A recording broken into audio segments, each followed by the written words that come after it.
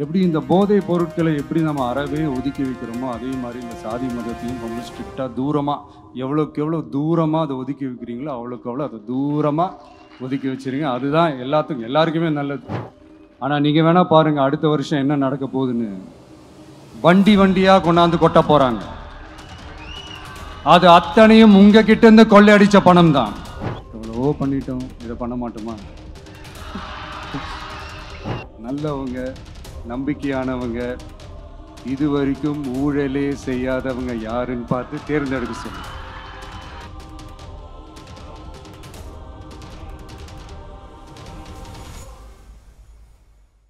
Young leaders and parents எல்லாரும் எப்படி இருக்கீங்க?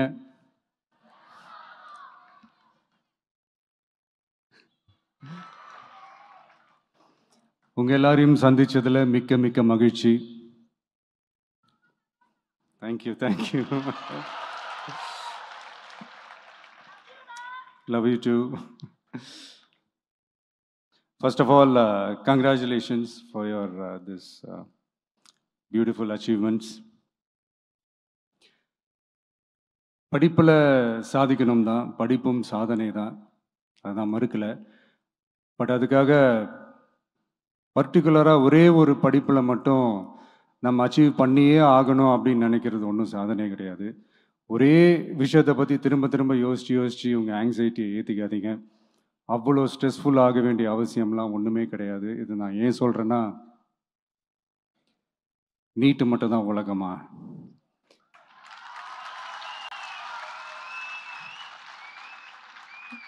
நீட்டை தாண்டி இந்த உலகம் ரொம்ப ரொம்ப பெருசு. அதில் நீங்கள் சாதிக்க வேண்டியது பல விஷயங்கள் இருக்குது. அதனால் இப்போவே உங்கள் மைண்டை ரொம்ப ஸ்ட்ராங்காக வச்சுக்கோங்க, டெமோக்ராட்டிக்காக வச்சுக்க கற்றுக்கோங்க. ஏன்னா டெமோக்ரஸின்னு ஒன்று இருந்தால் தான் இந்த உலகமும் சரி, இந்த உலகத்தில் இருக்கிற எல்லா ஃபீல்டும் சரி, ஒரு ஃப்ரீடமாக இருக்க முடியும். அது மட்டும் இல்லை, ஒரு முறையான ஒரு டெமோக்ரஸி இருந்தாலே போதும், எல்லாருக்கும் எல்லாமும் ஈக்குவலாக கிடைக்கும். அதனுடைய ஃபஸ்ட்டு ஸ்டெப்பாக உங்கள் வீட்டில் இருக்கிற எல்லாருக்கிட்டையும் சொல்லுங்கள், அவங்கவுங்களுடைய ஜனநாயக கடமையை ஒழுங்காக செய்ய சொல்லுங்கள்.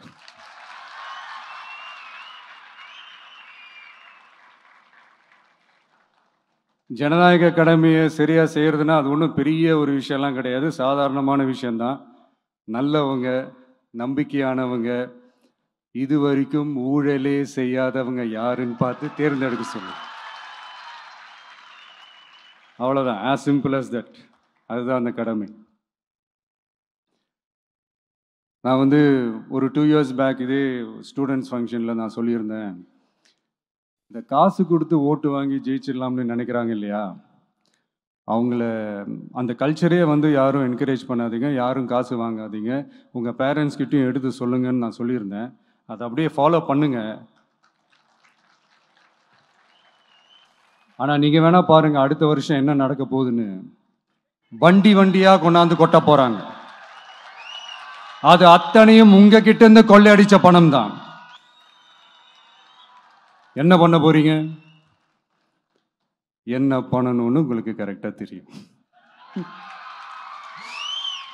அது நான் சொல்லி தான் புரிய வைக்கணும்னு ஒன்றும் அவசியம் இல்லை. அண்ட் மை டியர் பேரண்ட்ஸ், உங்ககிட்ட ஒரு சின்ன ரிக்வெஸ்ட். உங்கள் குழந்தைங்களோட விஷயத்தில் எதுவும் ஃபோர்ஸ் பண்ணாதீங்க, ப்ரெஷர் போடாதீங்க, எதுவும் இம்போஸ் பண்ணாதீங்க. ஃபர்ஸ்ட் ஆஃப் ஆல் அவங்களுக்கு என்ன பிடிச்சிருக்குன்றதை தெரிஞ்சுக்கிட்டு அதுக்கு ஏற்ற மாதிரி வழி நடத்துங்க. நான் டெஃபினட்டாக சொல்கிறேன், எத்தனை தடைகள் வந்தாலும் அவங்கவுங்களுக்கு பிடிச்ச விஷயத்தில், அவங்கவுங்களுக்கு பிடிச்ச துறையில் அவங்க கண்டிப்பாக சாதிச்சு காட்டுவாங்க.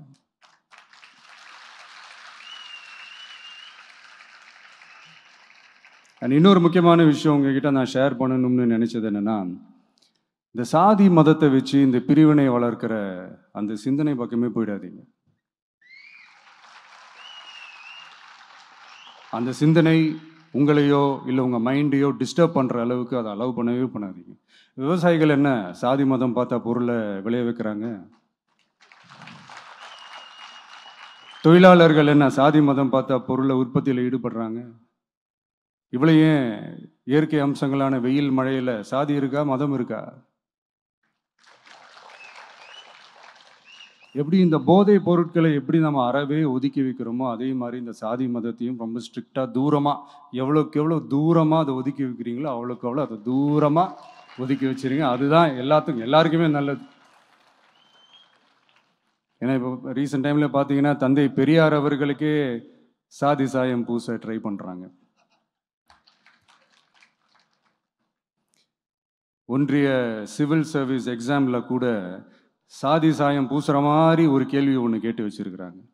இதையெல்லாம் வன்மையாக கண்டிக்கிறோம்.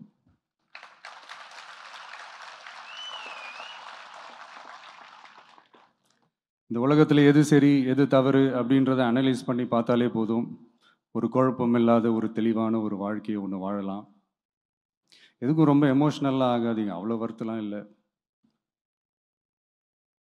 டெக்னிக்கல் அண்ட் சயின்டிஃபிக் அப்ரோச்சோடவே திங்க் பண்ணுங்க. ஏன்னா வரப்போகிற இயர்ஸில் ஆல்ரெடி வந்துட்ட இந்த ஏஐ ஆர்டிஃபிஷியல் இன்டெலிஜென்ஸ் உலகத்தை எதிர்கொள்கிறதுக்கு அதுதான் ஒரே வழி. The sky is vast and wide and you have strong wings. So feel free to fly like a bird with courage, conviction and confidence.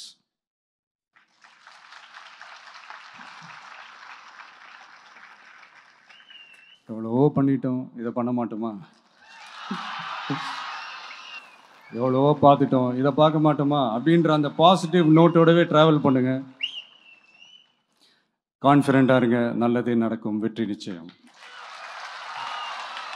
மீண்டும் சந்திக்கும் வரை நன்றி, வணக்கம். நான் அடுத்த செட் ஆஃப் ஸ்டூடெண்ட்ஸ் கூட நான் நெக்ஸ்ட் வீக் போல் நான் மீட் பண்ணுறேன். ஸோ அவங்களுக்கும் சேர்த்து இன்றைக்கி நான் பேசினதாகவே இருக்கட்டும். ஏன்னா ஒவ்வொரு வாட்டி இந்த மாதிரி நான் அட்வைஸ் பண்ணிகிட்டு இருந்தேன்னா நல்லா இருக்காது, உங்களுக்கும் போர் அடிச்சிடும். So thank you. எல்லோரும் வாங்க, மீட் பண்ணுவோம்.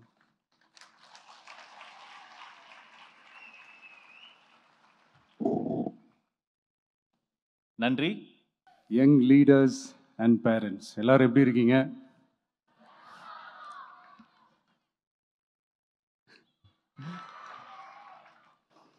உங்கள் எல்லாரையும் சந்தித்ததில் மிக்க மிக்க மகிழ்ச்சி. Thank you. Love you too. First of all, congratulations for your this beautiful achievements. படிப்பில் சாதிக்கணும் தான், படிப்பும் சாதனை தான், அதுதான் மறுக்கலை. பட் அதுக்காக பர்டிகுலராக ஒரே ஒரு படிப்பில் மட்டும் நம்ம அச்சீவ் பண்ணியே ஆகணும் அப்படின்னு நினைக்கிறது ஒன்றும் சாதனை கிடையாது. ஒரே விஷயத்தை பற்றி திரும்ப திரும்ப யோசித்து உங்கள் ஆங்ஸைட்டியை ஏற்றிக்காதீங்க.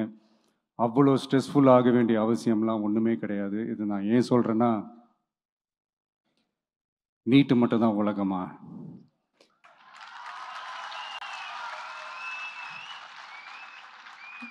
நீட்டை தாண்டி இந்த உலகம் ரொம்ப ரொம்ப பெருசு. அதில் நீங்கள் சாதிக்க வேண்டியது பல விஷயங்கள் இருக்குது. அதனால் இப்போவே உங்கள் மைண்டை ரொம்ப ஸ்ட்ராங்காக வச்சுக்கோங்க, டெமோக்ராட்டிக்காக வச்சுக்க கற்றுக்கோங்க. ஏன்னா டெமோக்ரஸின்னு ஒன்று இருந்தால் தான் இந்த உலகமும் சரி, இந்த உலகத்தில் இருக்கிற எல்லா ஃபீல்டும் சரி, ஒரு ஃப்ரீடமாக இருக்க முடியும். அது மட்டும் இல்லை, ஒரு முறையான ஒரு டெமோக்ரஸி இருந்தாலே போதும், எல்லாருக்கும் எல்லாமும் ஈக்குவலாக கிடைக்கும். அதனுடைய ஃபஸ்ட்டு ஸ்டெப்பாக உங்கள் வீட்டில் இருக்கிற எல்லாருக்கிட்டையும் சொல்லுங்கள், அவங்களுடைய ஜனநாயக கடமையை ஒழுங்காக செய்ய சொல்லுங்கள்.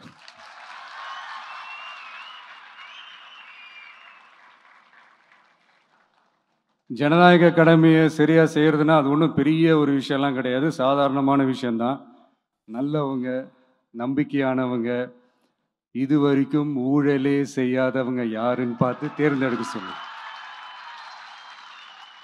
அவ்வளோதான், as simple as that.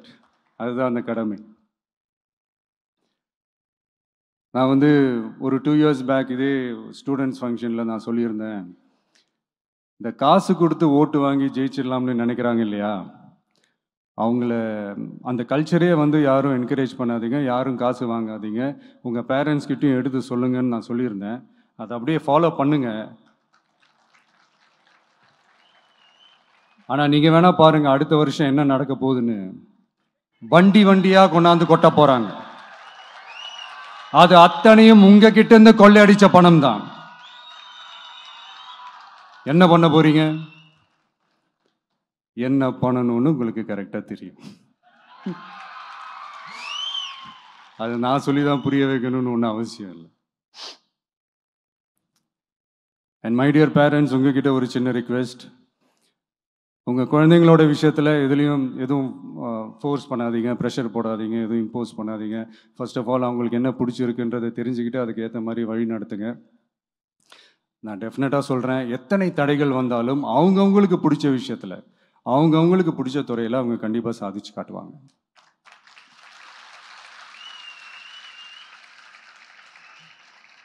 And இன்னொரு முக்கியமான விஷயம் உங்ககிட்ட நான் ஷேர் பண்ணணும்னு நினச்சது என்னென்னா, இந்த சாதி மதத்தை வச்சு இந்த பிரிவினை வளர்க்கிற அந்த சிந்தனை பக்கமே போயிடாதீங்க. அந்த சிந்தனை உங்களையோ இல்லை உங்கள் மைண்டையோ டிஸ்டர்ப் பண்ணுற அளவுக்கு அதை அலோவ் பண்ணவே பண்ணாதீங்க. விவசாயிகள் என்ன சாதி மதம் பார்த்தா பொருளை விளைய வைக்கிறாங்க? தொழிலாளர்கள் என்ன சாதி மதம் பார்த்தா பொருளை உற்பத்தியில் ஈடுபடுறாங்க? இவ்வளோ ஏன் இயற்கை அம்சங்களான வெயில் மழையில் சாதி இருக்கா, மதம் இருக்கா? எப்படி இந்த போதை பொருட்களை எப்படி நம்ம அறவே ஒதுக்கி வைக்கிறோமோ அதே மாதிரி இந்த சாதி மதத்தையும் ரொம்ப ஸ்ட்ரிக்டாக தூரமாக, எவ்வளோக்கு எவ்வளோ தூரமாக அதை ஒதுக்கி வைக்கிறீங்களோ அவ்வளோக்கு அவ்வளோ அதை தூரமாக ஒதுக்கி வச்சிருங்க. அதுதான் எல்லாருக்குமே நல்லது. ஏன்னா இப்போ ரீசெண்ட் டைமில் பார்த்தீங்கன்னா தந்தை பெரியார் அவர்களுக்கே சாதி சாயம் பூச ட்ரை பண்ணுறாங்க. ஒன்றிய சிவில் சர்வீஸ் எக்ஸாமில் கூட சாதி சாயம் பூசுற மாதிரி ஒரு கேள்வி ஒன்று கேட்டு வச்சிருக்கிறாங்க. இதையெல்லாம் வன்மையாக கண்டிக்கிறோம்.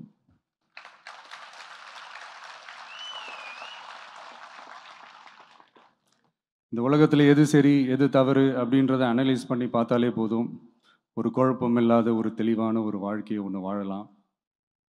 எதுக்கும் ரொம்ப எமோஷ்னலாக ஆகாதீங்க, அவ்வளோ வருத்தலாம் இல்லை. டெக்னிக்கல் அண்ட் சயின்டிஃபிக் அப்ரோச்சோடவே திங்க் பண்ணுங்கள். ஏன்னா வரப்போகிற இயர்ஸில் ஆல்ரெடி வந்துட்ட இந்த ஏஐ ஆர்டிஃபிஷியல் இன்டெலிஜென்ஸ் உலகத்தை எதிர்கொள்கிறதுக்கு அதுதான் ஒரே வழி. The sky is vast and wide and you have strong wings. So feel free to fly like a bird with courage, conviction and confidence.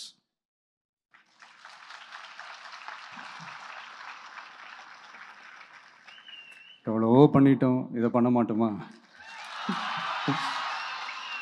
எவ்வளவோ பார்த்துட்டோம், இதை பார்க்க மாட்டோமா அப்படின்ற அந்த பாசிட்டிவ் நோட்டோடவே ட்ராவல் பண்ணுங்க. கான்ஃபிடென்ட்டாக இருங்க, நல்லதே நடக்கும், வெற்றி நிச்சயம். மீண்டும் சந்திக்கும் வரை நன்றி, வணக்கம்.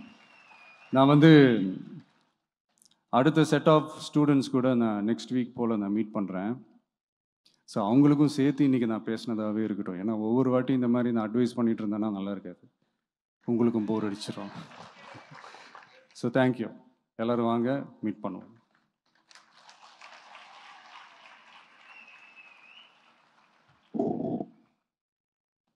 நன்றி.